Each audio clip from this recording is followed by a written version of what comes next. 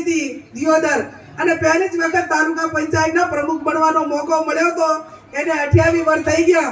આપણા રેવાશંકર ગાડિયા સાહેબ ને એમને અહીંયા હું ઘણી વખત ગઢવી સાહેબ ને એમની સાથે નાની હતી પ્રમુખ હતી એ ટાઈમે પણ હું આવતી. ત્યારે સરપંચની ચૂંટણીમાં 2-3 જણા ચૂંટણી લડે તો પછી ગામના મતદારોને થોડું એમને સમર્થન આપવું, જે ઉમેદવાર ગયો હોય એને સમર્થન આપવા માટેની ઈચ્છા ઓછી હોય તો એ કેવું કે આમ તો બાપુ અમારે તમને મદદ કરવી હતી પણ તમે પહેલા ના આવ્યા, હવે અમે બંધાઈ ગયા હતા. જો પહેલા આવ્યા હોત તો અમે તમારી જોડે બંધાઈ હોત અને હું સૌથી પહેલા તમારી જોડે આવીશું.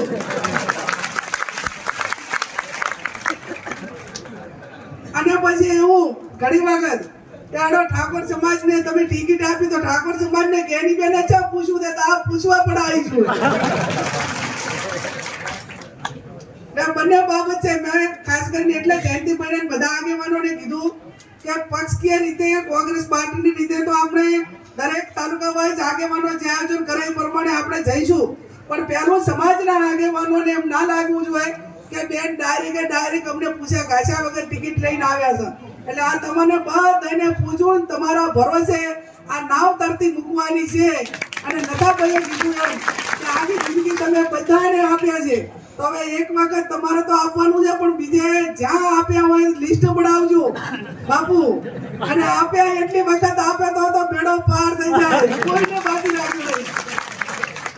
અને નતાભાઈએ તો ધમકી આપી પણ મારી એવી ધમકી ભરી વાત ના કહેવાય કે આવ્યા ને હવે ભવિષ્યમાં લેવા હોય તો આવતું ને કે ગામે ના આવજો એવી વાત કરી. અને આપવા પડે ને લેવા પડે એ એક લોકશાહીની પ્રણાલિકા છે. આપણે કોઈને આપીએ તો કોઈક આપણને મદદ કરે તો વડીલ છે ને એમને તો બોલવા માટેની આઝાદીના એકદમ સારી ભાષામાં બોલવા માટેની એમની કાયમી પરંપરા રહી છે.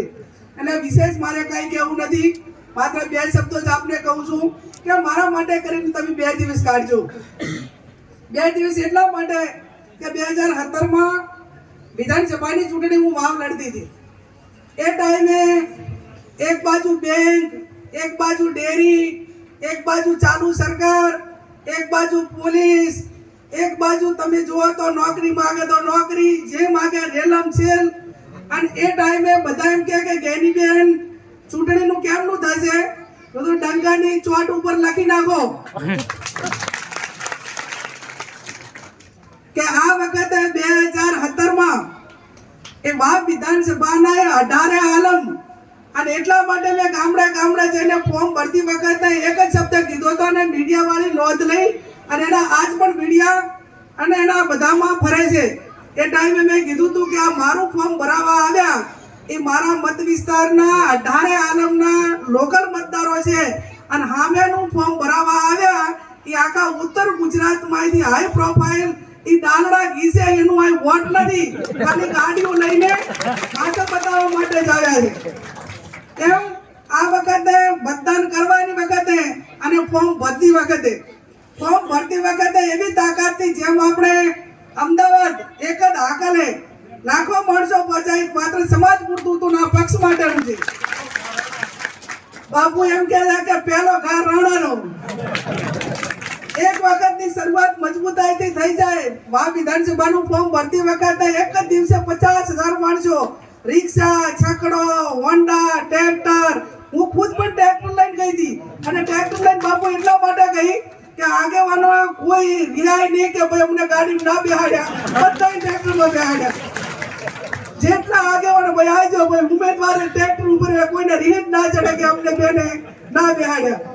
એટલે અને આપણું ખેડૂત તરીકેનું સાધન કે જે એક આપણા પાસે મોટી ગાડીઓ છે, ફોર્ચ્યુનર આવી, આપણી પાસે જે વ્હીકલ છે એ હોન્ડા હોય તો હોન્ડા લઈને આવજો, રિક્ષા હોય તો રિક્ષા લઈને આવજો, ટ્રેક્ટર હોય તો અને બધા ગીતો બહેનોને પણ લાવજો.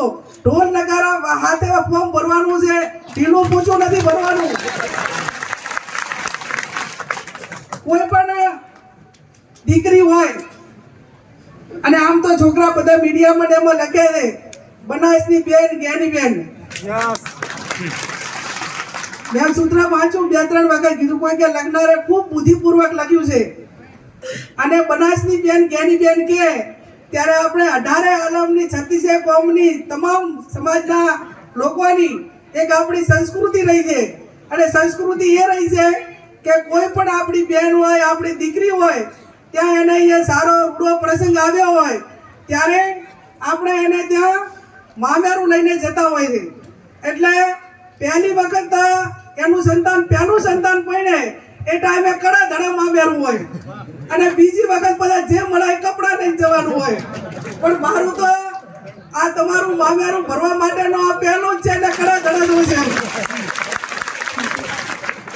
કદાચ વા વિધાનસભાના મતદારો એમ કહે કે બેન અમે 2 વાર ભર્યું છે, પણ તમારા બાકીના સમગ્ર જિલ્લાને તો પહેલી વાર જ ભરવાનું છે અને પહેલી વાર મામેરું ભરવાનું છે. ત્યારે હું મામેરા પાસે હકદાર પણ છું બાપુ, કેમ કે હું બનાસકાંઠા છું. મારો મત વિસ્તાર એ પાટણનો નથી. આમેના ઉમેદવારી આપણા મહેમાન છે, એમનો મત વિસ્તાર એમનું વતન તો વડગામ છે અને વડગામ એ આપણા બનાસકાંઠાની પાટણ જિલ્લાની અંદર આવે છે. એટલે મામેરાની સાચી હકદાર બનાસકાંઠા જિલ્લા પાસે 18 આલમ પાસે હું પોતે છું. અને મામેરું એટલે કોઈ રૂપિયા નથી જોતા, હીરા નથી જોતા, મોતી નથી જોતા, પૈસા નથી જોતા. મામેરામાં તમારી પાસે વધારે 2 દિવસ માંગુ છું અને 2 દિવસ એ કે 1 દિવસ ફોર્મ ભરવા આવો તે દિવસે કડા ધડે આવો અને 1 દિવસ જ્યારે મતદાન કરવાનું હોય અને મતદાન આપણું 80 થી 90% થાય. આ 2 દિવસ તમે મારા રૂડા પ્રસંગ સાચવજો.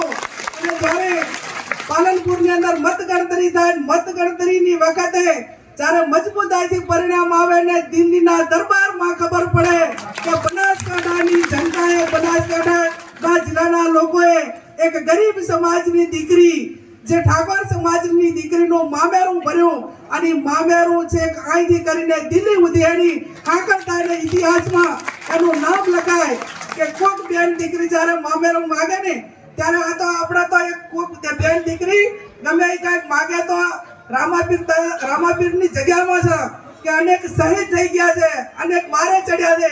આ તો એવડું મોટું નથી કરવા.